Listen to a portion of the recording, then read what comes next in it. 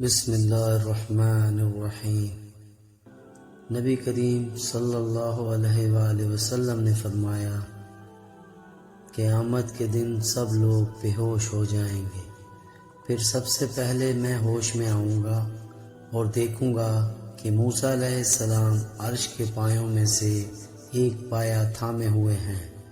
اب مجھے یہ معلوم نہیں کہ وہ مجھ سے پہلے ہوش میں آ گئے ہوں گے یا بے ہوش ہی نہیں کیے گئے ہوں گے، بلکہ انہیں کوہ طور کی بے ہوشی کا بدلہ ملا ہوگا۔